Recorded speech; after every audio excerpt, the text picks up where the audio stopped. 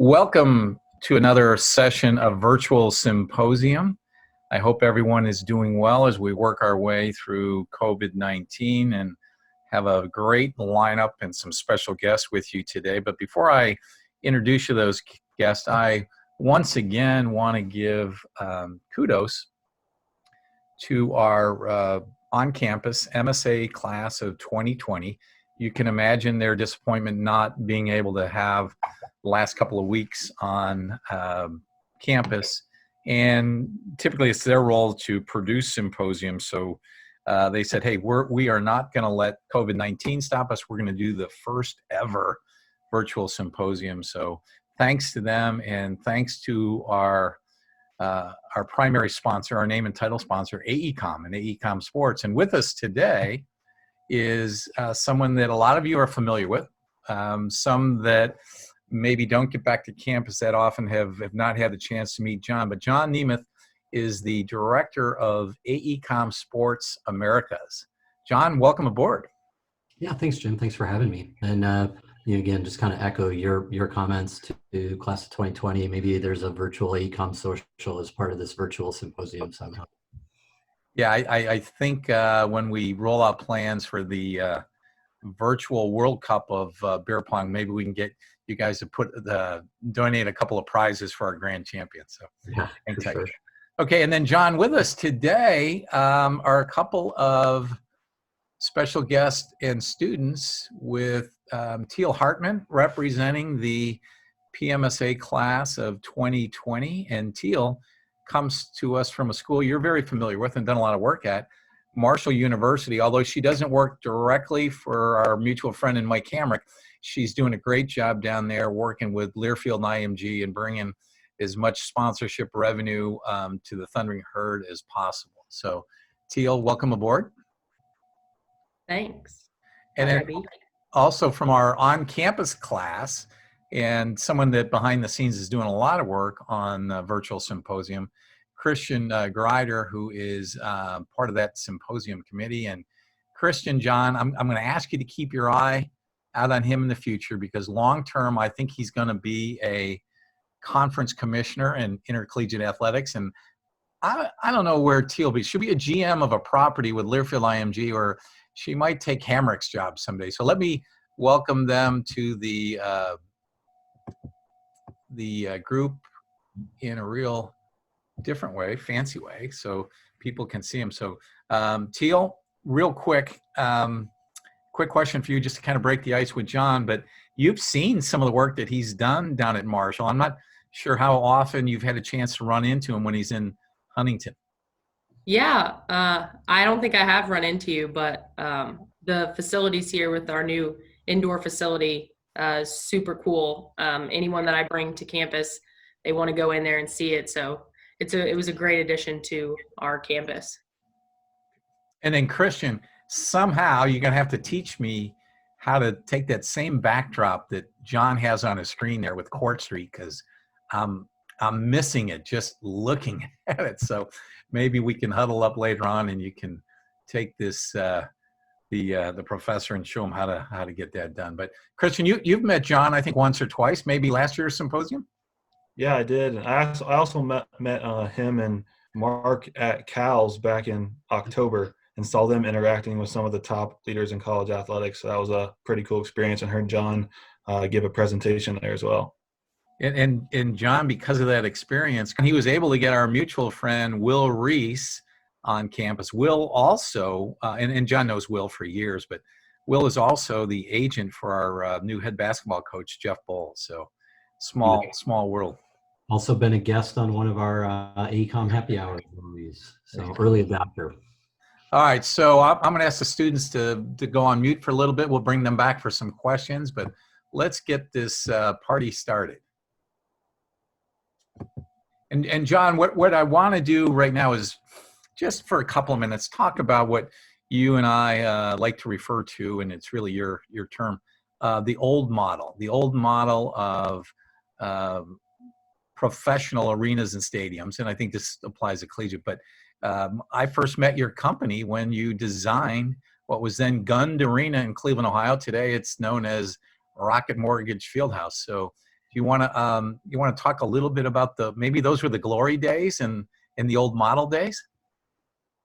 No, I mean, I think it's good. And in a lot of ways, the environment we're in right now, we were learning as we went along, and you're right, it was the glory days. The whole concept of building buildings, just the sheer act of doing it was the challenge, and notions of innovation and what was important, and for owners and operators, they just didn't have that decades of perspective on the right way, best practices, lessons learned. And so I think maybe we were a little naive. Some of the professionals that are real seasoned pros in the industry back then were literally learning in the dark, so to speak. And I think what we did back then was we built buildings just to get people in, host the event, but the notion of real revenue and real operational efficiencies just wasn't there. We didn't know what it was, first of all, but I think given the high amount of public subsidies that went into old or original buildings, the focus on real revenue and real operational capital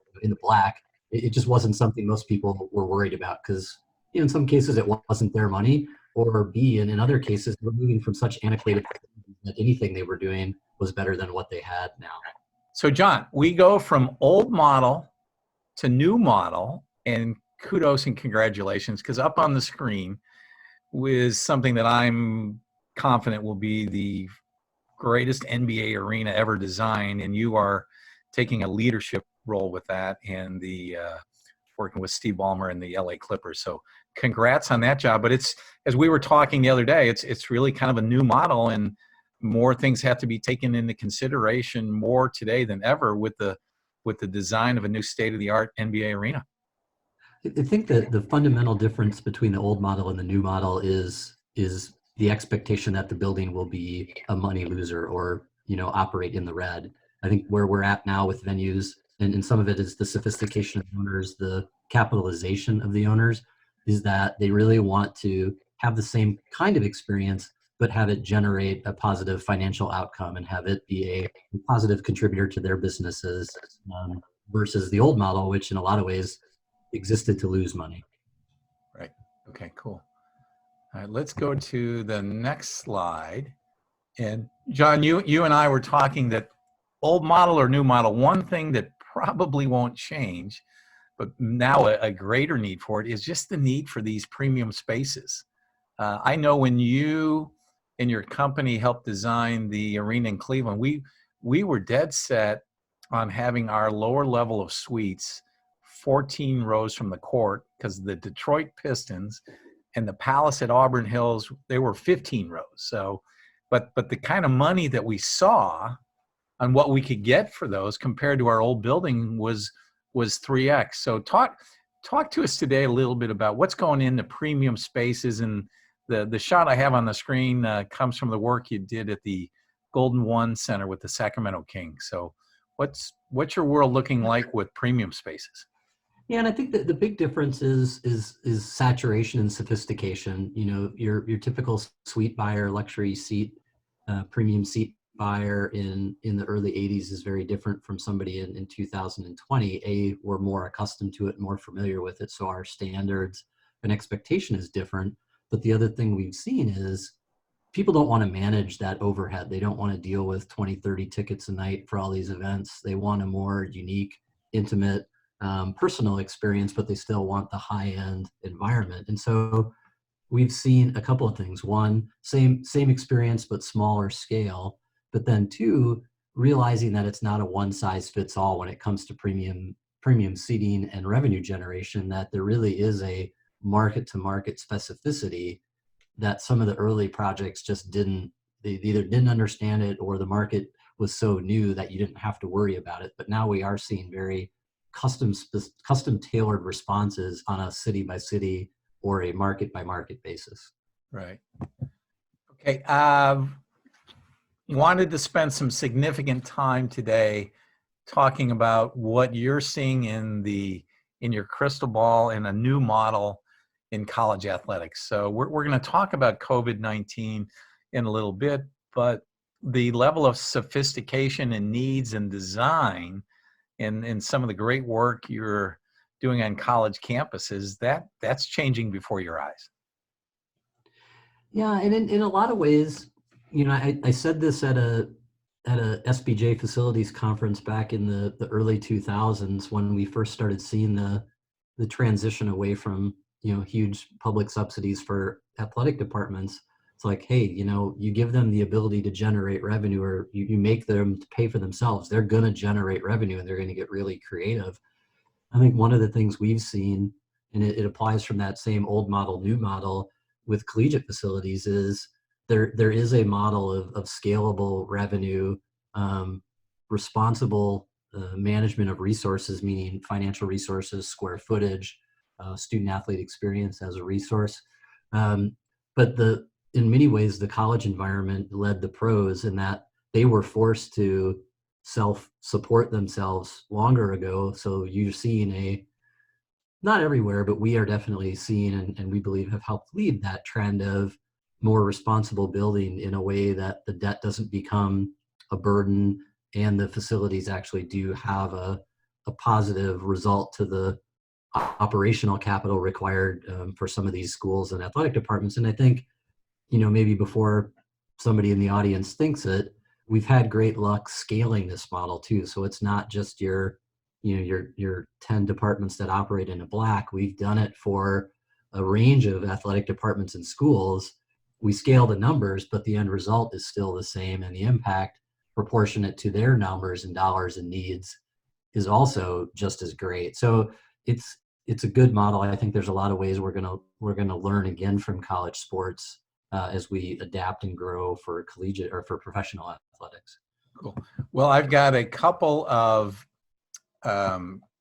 future college administrators that are dying to get some questions your way in this space. So I'm going to bring in Teal first, and then we'll go to Christian. But Teal, questions for John really that would be centered on the future of college athletic facilities. Yeah, I guess I have kind of like it's more of a specific question, but like you were talking about how everything's scalable for different athletic departments and universities. What would you say if, if a athletic department couldn't do a total complete renovation or building of a new facility? If they were going to revamp one thing or a specific part of their, say, basketball arena, what do you think would be the most important to get the most out of their money that they're going to spend to redo it? Yeah, and I think sticking to some measure of consistency. I think it is a school by school, situation by situation analysis, but let's assume that there's an opportunity for enhanced revenue. And again, sometimes revenue can be gained through more efficient operations, better utility infrastructure, more efficient electrical, mechanical systems. It doesn't always have to be fancy signs, premium seating. There's a lot of ways that we can generate revenue for institutions by saving on their operational capital that they're spending just to turn the lights on every day. So there's a variety of ways we could attack it depending on what the unique needs of the facility are, or the way that they may use it to support their specific community. I mean, some places have the luxury of, let's say, a basketball arena that's just used for basketball. But there are a lot of other places that use that as a community hub. It's a place for their career fairs. Lots of sports and club sports even congregate there. Some places use it as a student union. So I think the ways that we can diversify the income streams and look at everything from operations to ways to have the venue participate in student life, to just be a better, more efficient fan experience for the athletic events. I think there's kind of a three-headed strategy that we might say is consistent from place to place, but the results will really vary wildly depending on the school and depending on the need. Right. Teal, great question. Christian, what do you got for John? Yeah, John, I'm curious how you see schools implementing kind of emerging technologies into these facilities to make their experiences better for fans or athletes, from things like VR, virtual reality, high-speed internet, app integration, all those kind of different things. Yeah, and it's interesting. I'll steal a quote from a recent higher ed client that said, when we gave the students the choice between better Wi-Fi and beer, they chose beer. So I think, it's interesting because in a lot of buildings, connectivity was once considered the reason folks stayed away. I think we've quoted this before. There's been some great research specifically from Wasserman around maybe debunking that myth a little bit, or decision paradigms pre, during, and post event. The big enhancements for us, though, I do think is connectivity.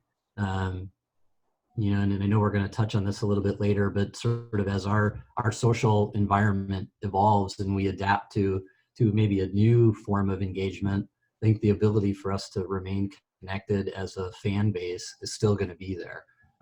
We may be sitting further apart, we may be separated, who knows what that's going to look like. I still don't know myself, but the ability to remain connected and share experiences, whether that's virtual or physical, I think is going to be there. So connectivity is a huge deal. And I think even moving things from physical infrastructure to cloud-based, and what that does for the ability of entry for different schools and venues to bring that technology to their buildings. Again, the prices and the efficiencies of those things are going down. But I think the other piece of it is just a great experience. People hate lines. They want to get quality food, whatever quality food means to you.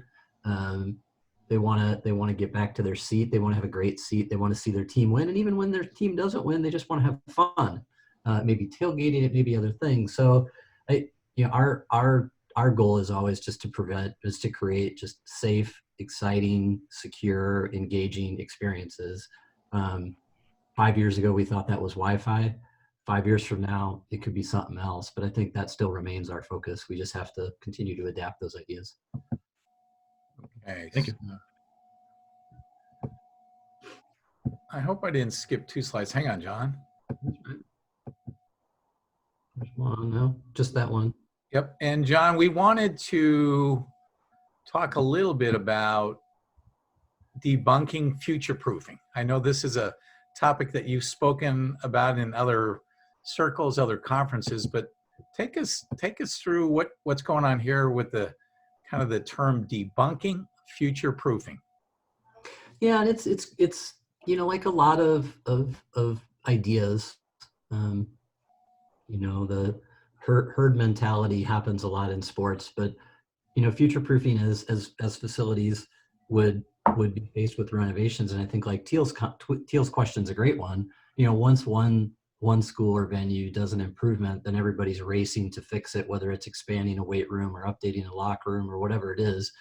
And we're always asked, well, how are you going to address future-proofing? Smart architect, smart guy, engineer, smart woman economist, whatever it might be.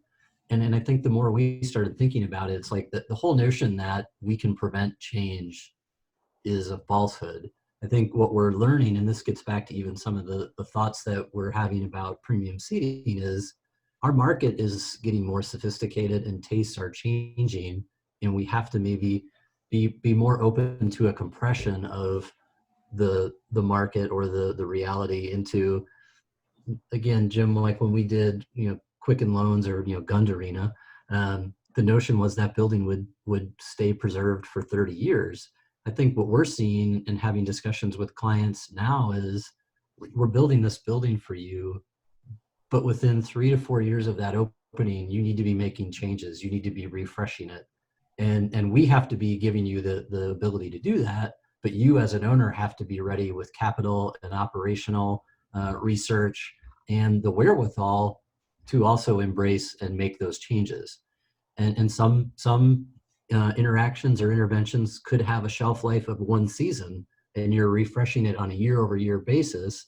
And then some things you may make spread out into a 3, 4, or 5 year horizon, depending on return on investment or income or maybe sponsorship deals.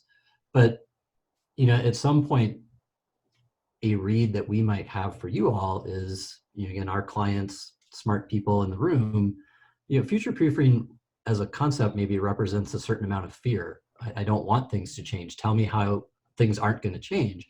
And our model, or what thing we're advocating, is change is going to happen, and we need to completely rethink our business approach, our facility design approach, and the way we operate, sell, manage venues to just know that change is going to happen all the time, and it just needs to be built into everything we do, like football scheduling or uniform changes or having to print the media guide every year. It's just one of those things that is going to happen. Right. Okay, so you probably, I don't know, maybe you were in a meeting today, but how can you go a day or two without, everybody's talking about, COVID and COVID-19 and coming out. So what's going on in your world, and what are some of the conversations like as we as a country are trying to get sports back up and running? Yeah, and it's a great comment, and I know we're sitting here recording this today, and so this is going to be like one of those, wow, that tweet didn't age well. So maybe the comments I'm going to make today, a week or two from now, I will want to re-record or I'll want to regret. But because the situation is evolving, just quite frankly, that fast, and I think we all recognize and understand and appreciate that. The way that our team has really come to process it lately is thinking about it in the context of at least for Americans, let's say, sort of a post 9/11 environment. There was this thing that happened. It was a shock. We processed it, and then some. There were some reactions to that. There were some concepts for how to deal with safety and security, and we as consumers, what did safety and security mean to us? Our attitudes about it. Were we okay going to stadiums again? Was going to a stadium a risk or a threat to our safety and our wellness? Or could we get to a place, as a culture and a group, or as the sport bodies, to say, hey, you can come to our stadium and 100,000 people and know you won't be risking your life? There's a lot of parallels between those two things. And so I think that's where we're at today. Is there's definitely going to be a restarting of sports some way, somehow. Maybe that first phase is more media driven. So thinking about the future proofing comments, how do you right out of the gate get players back on the court, but then monetize and capture that experience through a streaming or a broadcasting or a digital environment, with the goal and the hope that someday a physical participation, sitting back in the stands or around the tennis court or at the racetrack, whatever it might be, that's going to come, but it's going to take us some time as a sport body, as a professional community, to develop the standards, the measures, the protocols that will allow people to feel safe again. And I think sitting here today, I'm not a believer that it's just going to be a vaccine. I think there's going to be other things that are going to trigger the society, us as fans, to feel comfortable again. Right. And that's going to take time, but I do expect, and we're already starting to put ideation around some really great technologies that are in the marketplace. I mean, your Amazon to go boxes where you can order something, it's in a locker, you go pick it up, Domino's Pizza, Little Caesars. I mean, some of these companies look like geniuses now, because that technology may have a huge role in going to a concession stand at a sports arena or a stadium. That delivery might be the way that we feel safe getting food and beverage again. Mobile kiosks, mobile ordering, things that we were starting to see by some of the leading companies about, order here and then just go pick it up, to, again, manage the lines, manage the queuing, done as a way to increase transaction times and speed up service, but now may have the tangential effect of eliminating lines and crowds. Digital ticketing, mobile ticketing, we're already there. Optical scanning with ticketing, we're already there. We may have to fast track some of the installation of those technologies into buildings, but then it's also going to be, a great analogy about, like, hey, I live in a 120-year-old house. I can open the windows and get cross ventilation. That kind of introduction of a lot of fresh air and natural ventilation into sports arenas, and clearly open our stadiums, but that kind of technology in sports arenas has been kind of not the thing for the last couple of decades. But I think our early science and data is telling us we're going to want to figure out ways to put more fresh air in buildings and less processed air, less return air. And so what does that sort of change have to do with, again, gaining creative or regaining consumer confidence, but then coming up with a sustainable operation model that doesn't, cost 3 times more to operate, or a building may not physically be able to support those kinds of modifications. So it's very exciting. It's very scary. but it's also the kind of thing where it's like, hey, this is what we were born to do. We have a lot of expertise around the table, and we just need to make sure we're engaging as wide of an audience to solve these problems, because it's not an architecture problem, it's not an engineering problem, it's not a sponsorship or rev gen problem, it's not a digital technology problem. um, it's a solution that we're all going to contribute to.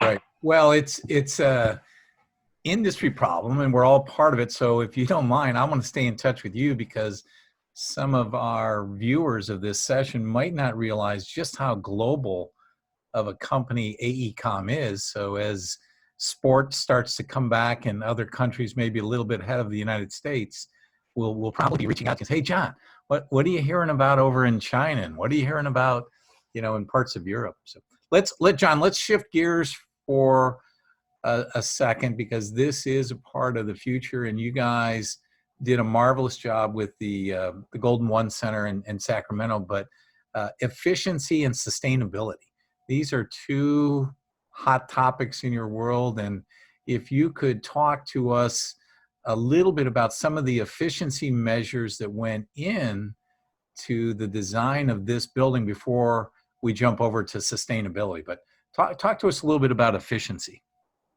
Sure. And I think, again, Golden One Center, earlier comments, it's very market driven. So it's a very small footprint building.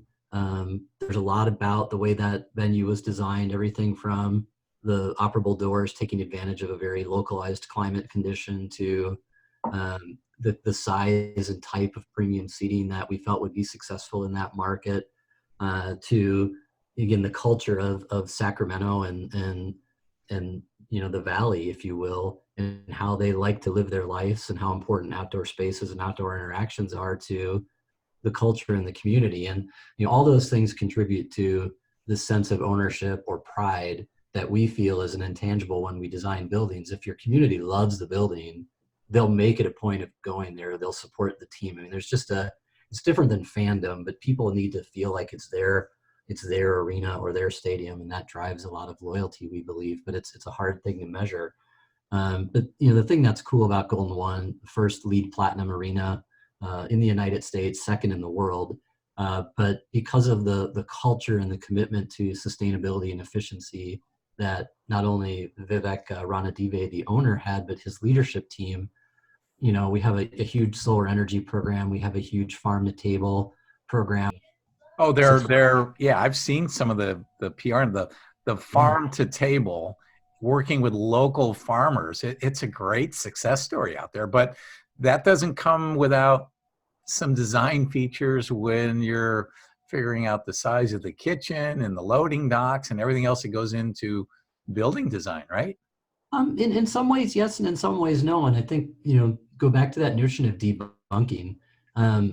The biggest issue that we have in sports, whether it's rev gen or sponsorship and advertising or administration, is always, where has this been done before? And that's usually the biggest hurdle someone ever has to get over, is where has this been done before? And that's one of the things we've said is Golden One Center finally answers the question, where has it been done before? Because It wasn't done before this, and now there's this building that single-handedly changed the facility regulations and rules for the NBA. It shows that a true farm-to-table, local sourced and consumed F&B program can work, and it can make money. It doesn't cost more to operate. The notion of an open-air arena can be done. So let me ask you a quick question on reducing expenses, because that ties right back to efficiency. But in ballpark terms, the heating and air conditioning at the arena that you helped me open in Cleveland, compared to what the utility expense might look at this facility, what are we talking in cost savings? We're running Gold One Center at about 20 to 25% the cost of a Gen 1 or 2 arena. And when we talk about, back to Teal's question about Rev Gen, so that means they're spending 75% less every month for their electric bills, their water bills, the rates that they pay back to the utilities, and that's money that goes in their pocket, or it's money they don't have to generate through sponsorships and other things.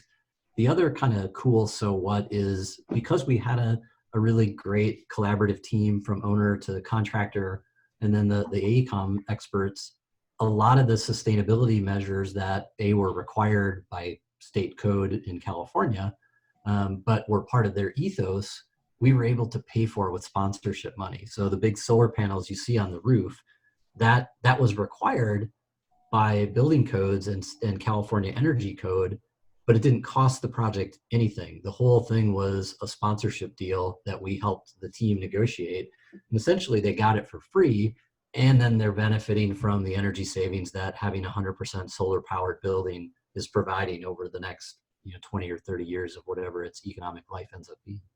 Yeah. So I'll be curious to see how your efficiency might, I don't know, adjust for the better or for the worse. But if you look at the amount of sunshine in Los Angeles versus Sacramento, I would think that LA could come out ahead, right? Yeah, maybe. The location of this, like I say, in the valley, there are some specific microclimatic patterns, wind patterns, the delta breeze to be specific, which exists very specifically in this place. So, things like the doors, yeah, it's a cool design feature, but it's like the lungs of this building when you think about its role in the overall operations. We can't do that in LA. Like our Clippers site doesn't have that weather pattern, and you have LAX right there, so you don't want that noise. But it literally is designed around this location and the opportunities that this very precise location gave us.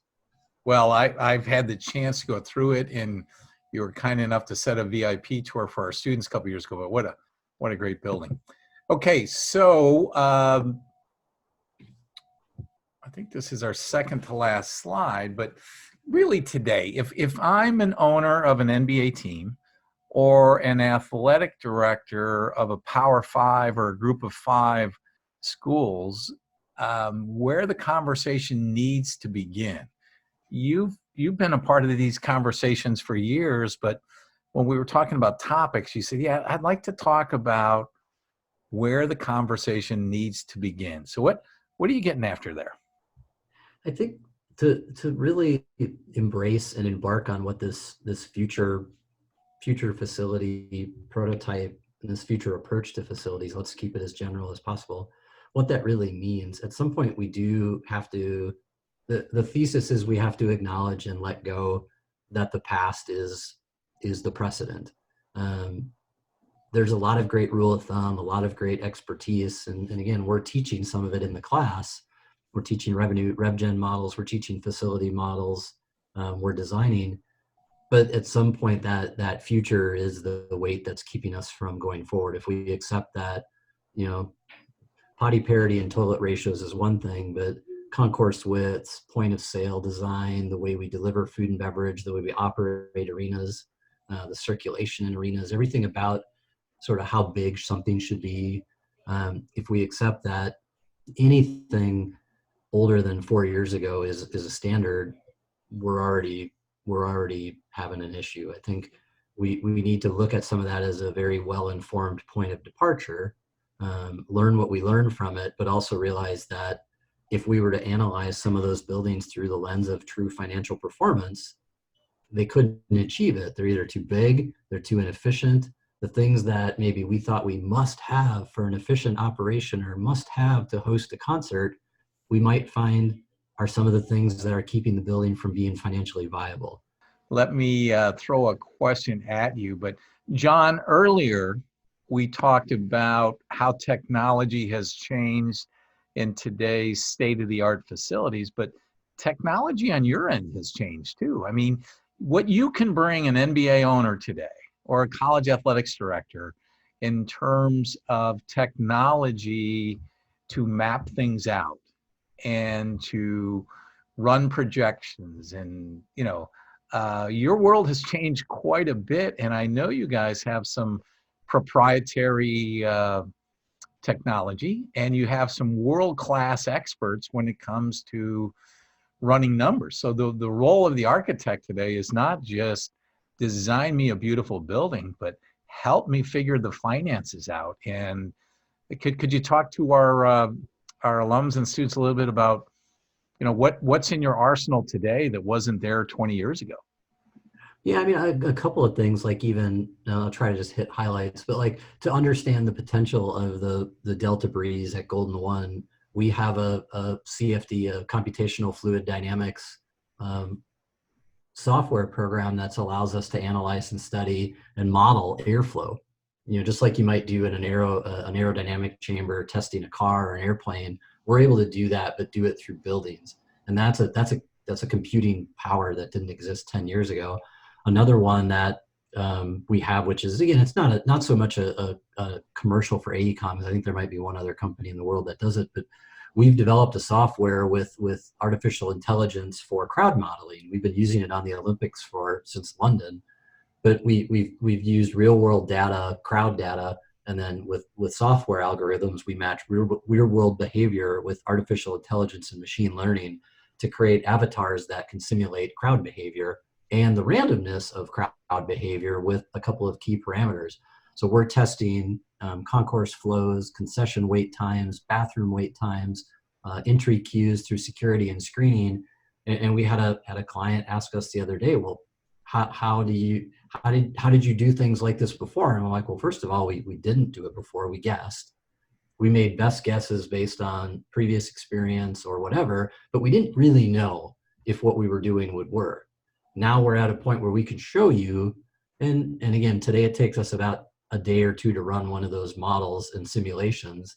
Maybe a year from now, it'll take us a couple of hours, but we're able to very quickly define parameters and then see how the building will perform from a crowd flow, pedestrian flow capacity, which I think back to the COVID situation, being able to demonstrate that your building mitigates crowds, mitigates congestions, mitigates circulation coming to a standstill because people can't move anymore, may be a key element in understanding if a building can be occupied or safely operate, or what changes do we need to make to prevent things like that, which may, in someone's mind, say, oh, this building's not safe, I don't want to come back because I was stuck in this crowd of people and I couldn't move.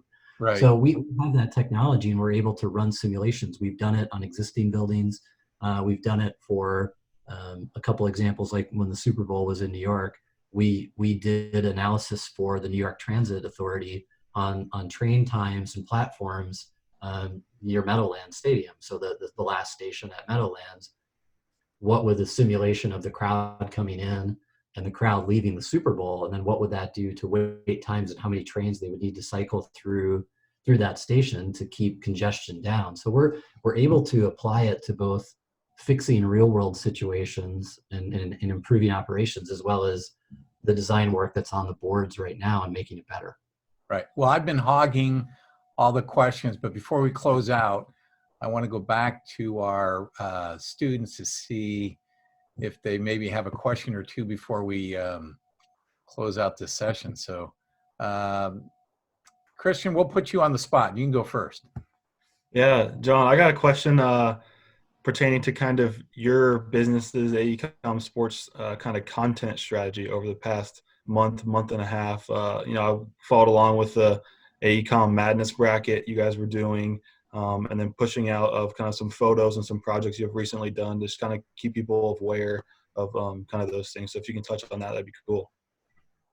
Yeah, I think a number of years ago, we took a page from music publishing, books, all those sort of related industries, and said, look, it really, our alumni, our BD alumni, Mark Payne, has always said, look, you have to tell your own story, and if you're not telling your story, someone's telling it for you.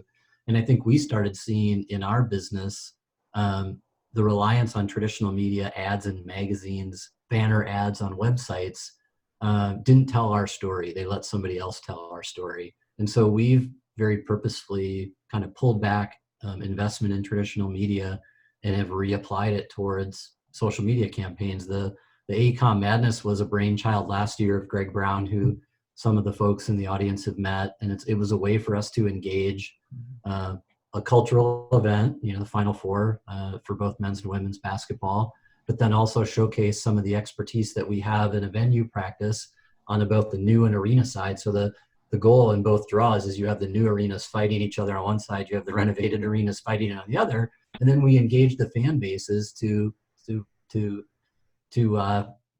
retweet or like. And a funny story this last year is we kept getting DM'd from people. Why don't you just make this a poll? This is so dumb. You should make it a poll. And we're like, guys, you don't understand. Every time you retweet this, you expose our brand to an audience that never knew anything about us. If we just had a poll, the only people who would ever see this post are the people who participated in the poll. Mm-hmm. And we really were focusing on in a lot of ways, like the disease transmission. We needed you to pick us up and carry us to places we didn't know we were going to go.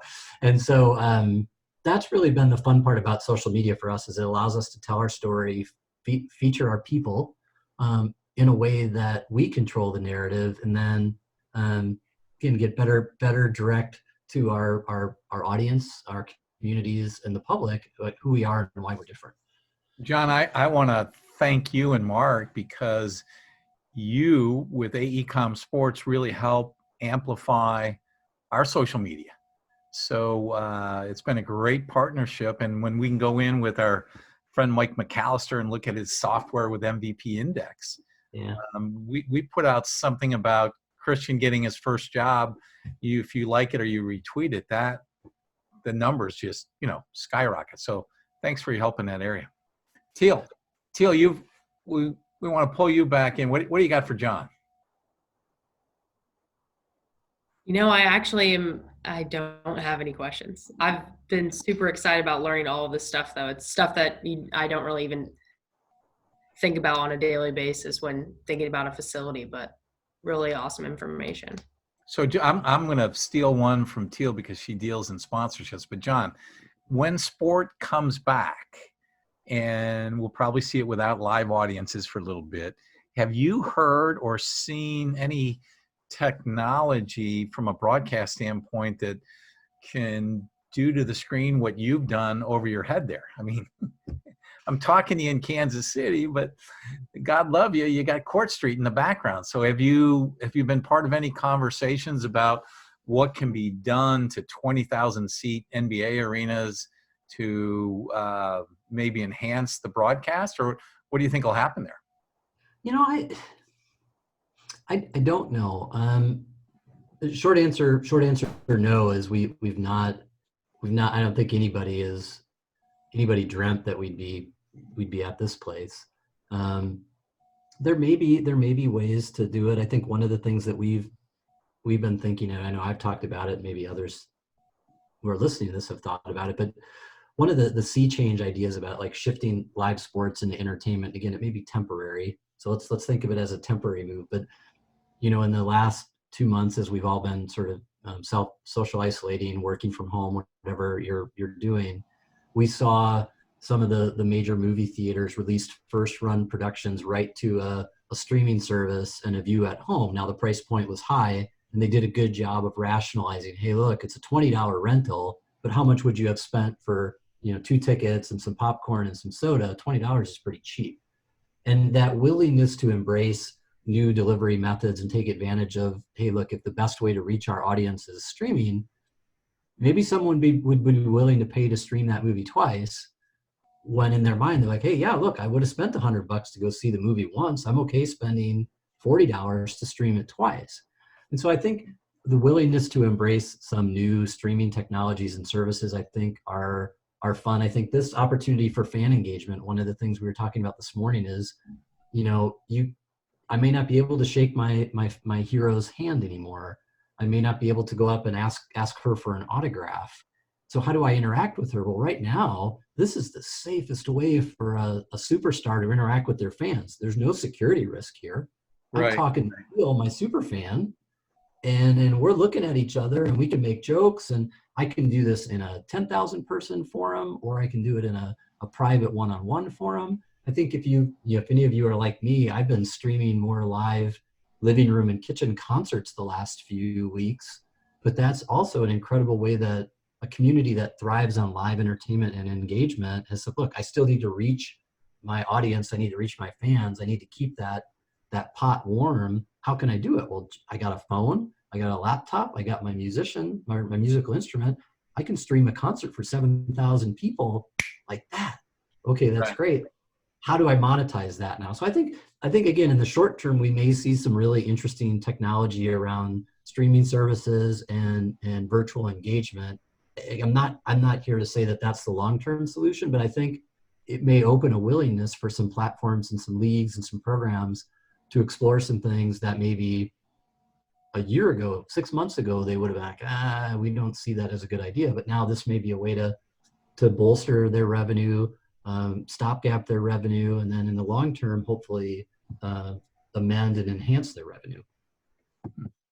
Well, John, we all can't thank you enough for all that you do for us. And I don't want to just single you out. Your entire team with Mark and Steve and Greg and Brandon. Please give our best to everyone and know that we appreciate your support. And the next time I get you on campus, I think we're going to pull you into Dr. Wanless's analytics course too, because some of the things that you were sharing with us today about, where analytics has gone in your industry, just fascinating material. And thanks for taking some time out with us today. Happy to do it. It's like we love the relationship with Ohio U and the sports ed program, and lifelong friendships and relationships for sure. And we hope to keep adding to that list of great contacts and relationships every day.